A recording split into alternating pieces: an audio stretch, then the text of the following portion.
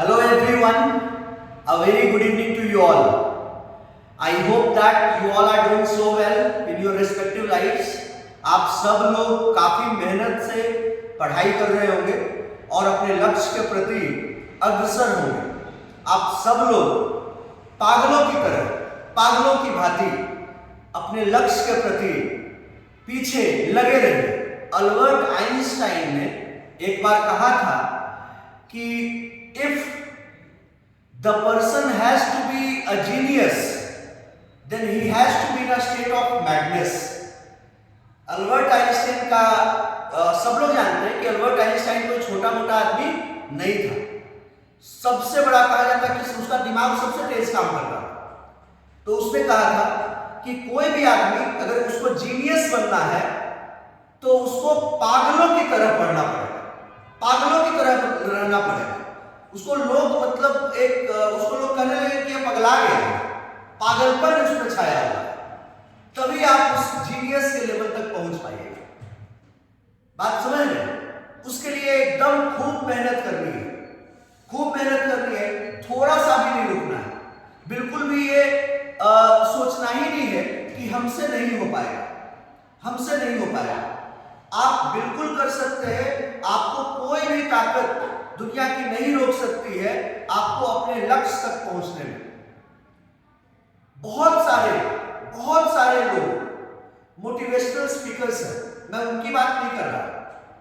आप हमारे यहां पढ़ रहे हैं तो मेरा काम है कि पढ़ाने के अलावा आपको मोटिवेट करके रखना, ताकि आप अपने लक्ष्य के प्रति एकदम डेडिकेटेड रहे, डिटरमिन्ड रहे, डिवोटेड रहे, डिसिप्लिन रहे।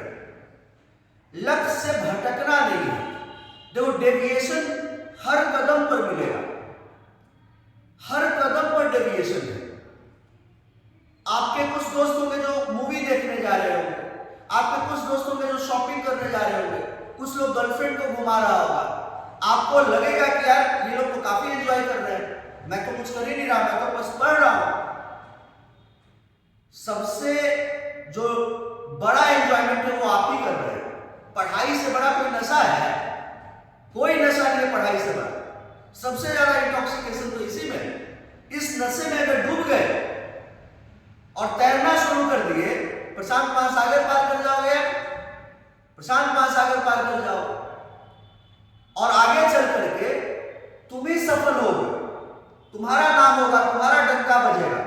नाम, शोहरत, इज्जत, दौलत सब तुम्हारे कदमों में होगी, तुम्हारे उन दोस्तों के कदमों में नहीं होगी जो भी सिनेमा देखने जा रहे हैं और जो भी लड़की घुमा रहे हैं। वो लोग तो टेम्पररी एंजॉयमेंट है। अरे उसके लिए फाइट करना है ना हमें, जो परमानेंट एंजॉयमेंट है, जो परमानेंटली आपको खुश करे, आपको जीवन में एक मुकाम तक पहुंचाए, उसके लिए फाइट करना है। फाइट उसके लिए नहीं करना है कि हम जाकर के आज क्लब में गए, डांस करके लौट गए। ये एंजॉयमेंट क्या है? तो लौट गए, फिर कहानी खत्म, अगले दिन से फिर खत्म। रात में एंजॉय करके आ गए, रात में खत्म, रात ही में सब नशा उतर गया।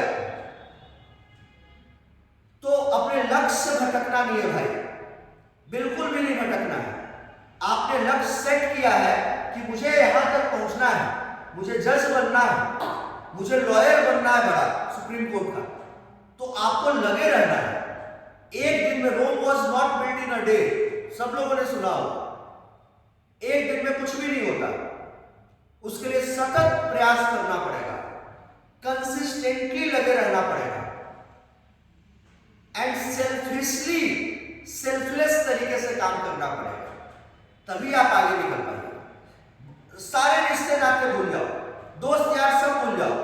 जो रियल में तुम्हारा दोस्त होगा वो समझेगा कि ये अपने लक्ष्य के प्रति लगा हुआ, इसलिए मुझसे बात नहीं कर रहा, इसलिए मेरे बर्थडे पे नहीं आ पाया, इसलिए मेरी शादी में नहीं आ पाया। लेकिन जो अब और कल के डेट में तुम शादी में जा भी रहे हो, सब कुछ कर रहे हो, सारे रिश्ते निभा रहे हो, अगर सक्सेसफुल नहीं हुए वो दोस्त तुमको लात मार देगा। यही रियलिटी है। वो गर्लफ्रेंड छोड़ देगी, वो बॉयफ्रेंड छोड़ देगा, सारे रिश्ते टूट जाएंगे, सारे नाते खत्म हो जाएंगे। लेकिन जब सफल हो जाओ, यही सारे लोग जिनको गाली भी दिया होगा ना तुमने, वो लोग बोलेंगे कि भैया कितना बढ़िया गाली आप देते थे, आप गाली देने में एक स्टाइल था।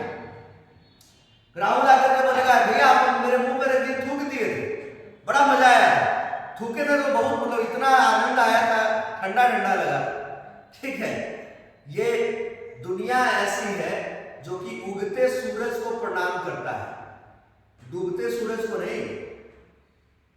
तो be the star, be the charm, be the enthusiastic person that you are.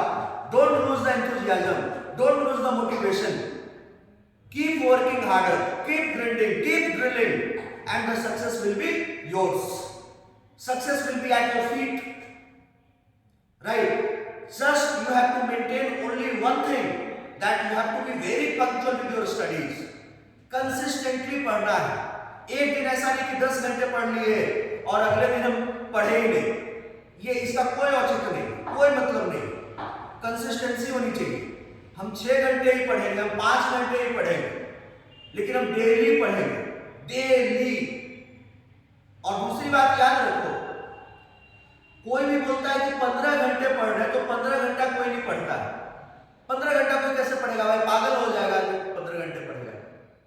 15 घंटे नहीं पढ़ना, अब 7 ही घंटे पढ़ो ना यार, 8 ही घंटे पढ़ो।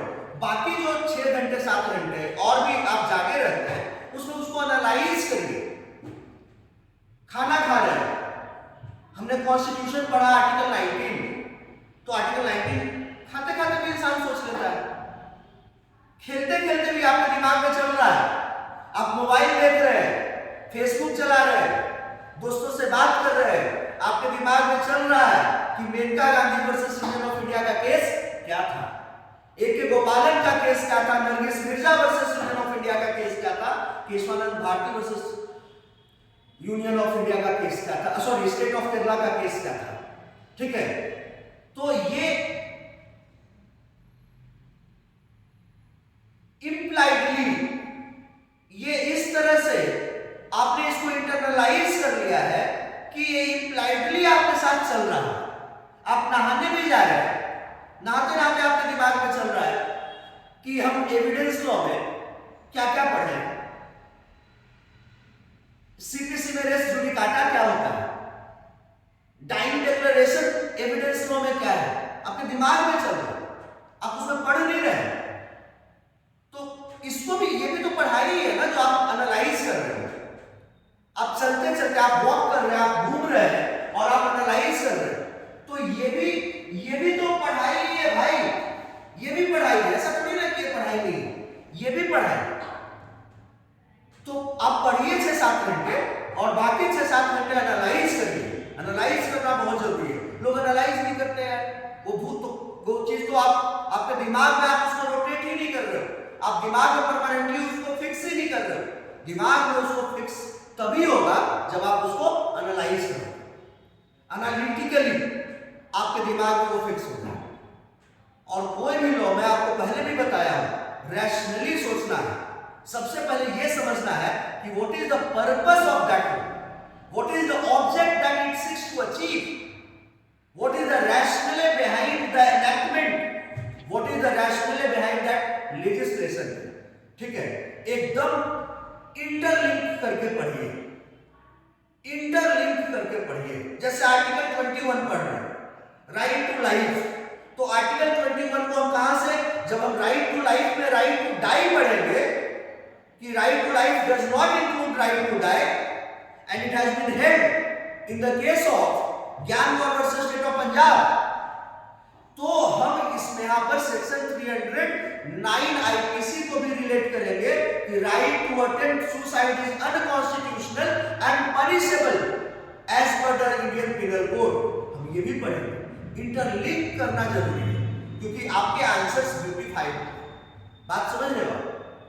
तो इसी तरीके से पढ़ना है, लगे रहना है, और हल्का सा भी मन में घबराहट आए, कुछ भी लगे कि अब हमसे नहीं हो पाएगा, तो मेरी बातों को याद रखना कि शुरुआत क्यों की थी तुमने, शुरुआत क्यों किया था, उस दिन के जोश को याद रखना, उस दिन के उमंग उल्लास और हर्षोल्लास को याद करना, अपने मम्मी पापा के चेहरों को याद करना कि जिस दिन सफल हो गए उनका छाती चौड़ा हो जाएगा, उनके मस्तिष्क, उनके उनके मस्तक पर जो ललाट होगा, उसका जो टीका होगा, तिलक होगा, वो खिल जाए।